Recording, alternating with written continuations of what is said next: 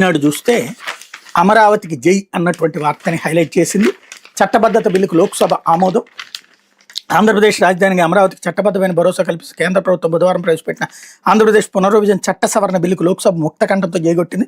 సుమారు 2 గంటల పాటు జరిగిన చర్చలో 11 పార్టీల నుంచి పాల్గొన్న 17 మంది సభ్యుల్లో 16 మంది రాజధానిగా అమరావతికి సంపూర్ణ మద్దతు ప్రకటించారు. ఒక్క వైకాపా మాత్రం వాకౌట్ చేసి ఊరందరికీ ఒకదారైతే ఉలిపి కట్టేది మరో దారి అని నిరూపించుకుంది. రైతులు త్యాగం చేసిన 33,000 ఎకరాల భూముల్లో పురుడు పోసుకున్న అమరావతికి వ్యతిరేకంగా 1924 మధ్యలో వైకాపా పాలకులు తీసుకున్న నిర్ణయాల నేపథ్యంలో అమరావతిని రాజధానిగా స్థిరపరిచేందుకు కేంద్ర హోంశాఖ తీసుకొచ్చిన ఆంధ్రప్రదేశ్ పునర్విభజన చట్ట సవరణ బిల్లును హోంశాఖ సహాయ మంత్రి నిత్యానంద రాయ్ 12:06 గంటలు ప్రవేశపెట్టారు.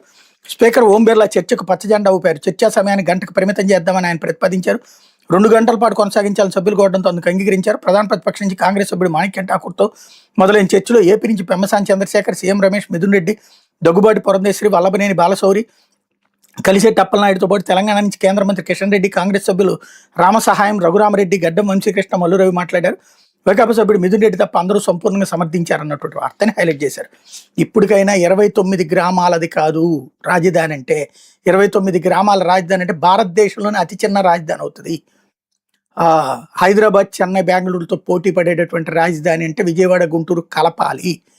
కలపకపోతే రేపు పొద్దున మచిలీపట్నంతో కూడినటువంటి రాజధాని జగన్ ముందుకు వస్తాడు. ఇది ఆలోచించుకోవాల్సింది. అయితే ట్రంప్